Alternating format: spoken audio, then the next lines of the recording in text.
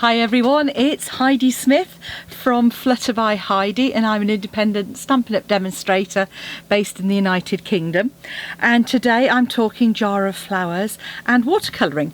So Jar of Flowers is a super stamp that set that comes with 4 different arrangements and a jar image which coordinates with this jar punch here. So lots of things we can do. We're not using the punch today, but it is worth, if you're thinking about buying the Jar of Flowers, buy it with the punch at the moment because it's got 10% off as part of the bundle. It's also got the reversible stamps so that you can stamp your jar, flip the stamp over and fill the image if you want to, or half fill it as I do with this one. Again, that's actually not what we're going to be doing because today I'm doing a bit of watercolouring. I don't very often watercolour, but I just wanted to do something a little bit different this time, and this is part of my challenge that was about using a stamp set in 4 different ways. So Stampin' Up's fluid watercolour card is absolutely beautiful. This just uses half a sheet of that, literally cut down the middle, so it's 3.5 inches wide by 5 inches because they're 7 by 5 sheets. So we're going to be using that. I'm also going to be doing a bit of heat embossing. Don't normally do that on video, but let's give it a go. So I need my Versamark pad, and I need my some clear embossing powder. I need a sheet of cardstock, or even a sheet of paper to capture my clear embossing powder, and I'm going to use my heat gun as well. So I've mounted my stamps up onto my blocks, and so the first thing I'm going to do, and this is the tricky bit while it's on video, but you will find it much easier to do in reality. So ink up your block really well with your image, and right down towards the bottom, if you're using this tall image, I'm just going to stamp my jar in Versamark. Now it just obviously looks quite invisible, particularly because it's on a plain white background, but it has stamped, and then I can just about see it. So I am going to then stamp my flower image just above it, like so. Now I'm going to come in and actually emboss, put a clear embossing powder on that now, before I come in and do my stems. Okay, so I'm just doing it all over. Give it a really good tap, cover it, and then tap it. I probably should have used my embossing buddy first, but as it's clear, it isn't going to matter. It really does matter when you're embossing on coloured cardstock or with coloured embossing powder. Not quite so bad with the clear. So I pop that to one side, and I'm going to come in with my heat gun. So what I'm looking to do is hold this, and when I will see it turning clear. So what you'll find is hold it in one place, let it heat up, and you will gradually see a change in the powder. So it will go from being a sort of a powder and textured sign to a clear shiny surface. And once that's done, just move that along till you've done your whole image. Now you might want to, if you're heat sensitive, you might want to hold it with a tool, so pop, on the edge. But doing it on embossing powder, it does kind of sink in, so don't worry about that. You're not going to get the raised embossed image that you often get, but just make sure that it's all nice and clear. Okay. Then I'm going to come in with my stems. You don't have to, if you don't want to add the stems, but I just think it adds to the overall effect. So ink it up well.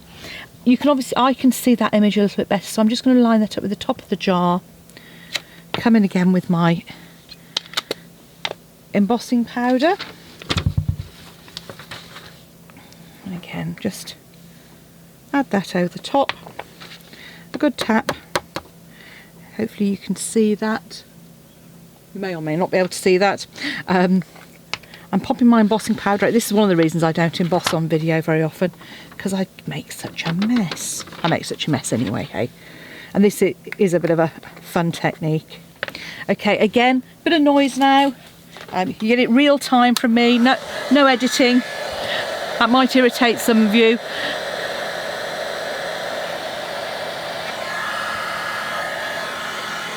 Okay, And now comes the fun bit. So what I'm going to do first of all is I'm going to just wet all over this image, and I'm actually going to use my re-inkers. So I've got 2 blocks here, and I've got a bit of Pacific Point and a bit of Gorgeous Grape, and I'm just going to add a drop, only 1 drop. It is loads, it is such an intense colour. Oh, I've even got 2 on that one. Okay, I've got a couple of brushes here, so to start off with I'm just going to just wash with a bit of water just to get the hopefully get the ink moving. Okay, then I'm going to add quite a bit of water. I meant to clean out my spritzer and use one of my spritzers for this, but I forgot. I was too busy having fun. As you can see, it's really intense there. So let's just add a little bit. Okay. Right. And the whole idea of this is I'm going to get a mix of colours. So all I'm going to do is just add this as a wash all over, and where if it starts to get a bit kind of solid, if you're not getting kind of a soft edge, then don't worry, just add a bit more water to it. Now it does help sometimes to have a tissue on hand, do a bit of mopping up.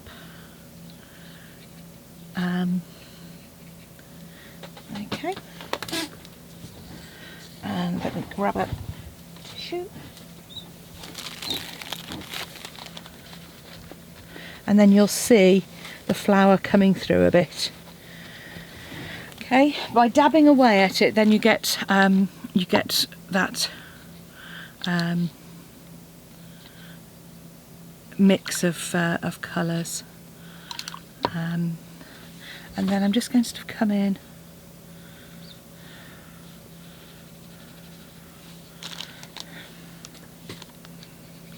There we go. So I want sort of to get that effect.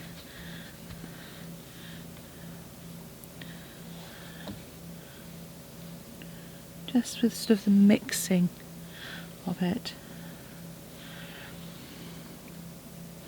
And I say this is where you can come over the edge and just add plenty of water. And then if you want to sort of if you want those flowers to look a bit more certain colours, we can just add a little bit in here, but just dab it away quite quickly just to give that hint of colour. And basically that is it.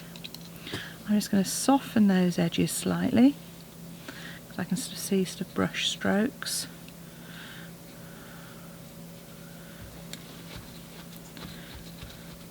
And then depending on what you want, I'm going to add a little bit more blue.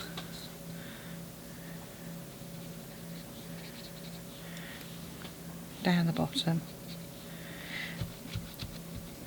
Now I would normally allow that to dry quite naturally, so I would just allow it just to dry to one side. Obviously for the purpose of the video I'm actually going to come in and dry that off.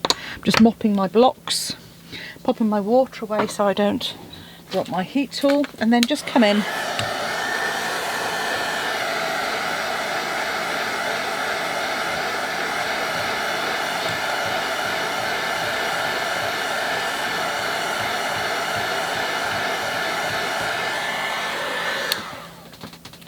And there we have it. So all that's left to do is then create our card.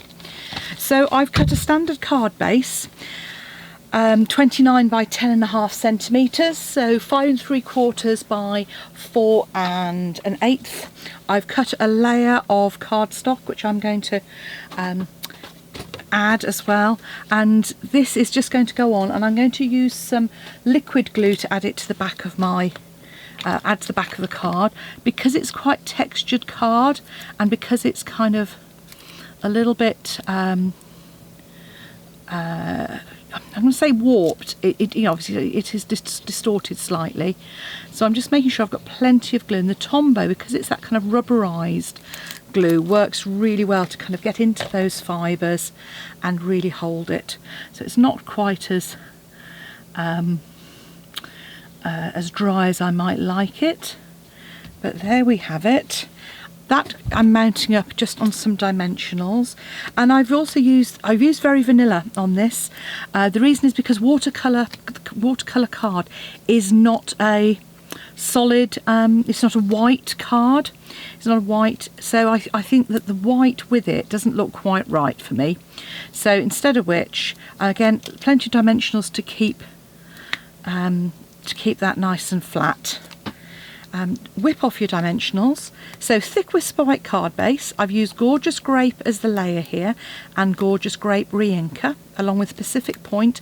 So I've stuck with those brights in this one. In the other one I used Night of Navy, and I think it was a little bit, I can't remember what the red was. I got that red by accident. I can't remember what it was now, but it was just a red. And then add that onto the front of your card base, and there we have a pair of Resist Technique watercoloured cards, which I hope you like. Great fun. You can do lots of different things with heat embossing, and this is just one of them. If you'd like to see more, let me know. And if you'd like to purchase the jar of flowers and the jar punch in that bundle with 10% off, or just the stamp set itself, pop along to my blog and follow the links there, or go direct to my shop. The link is in the description bar below, but it's heidismith.stampinup.net. Love to have you as a customer. Come back and see me soon, and subscribe to my channel if you want to be kept informed of when I post again. Thanks for watching. Bye now.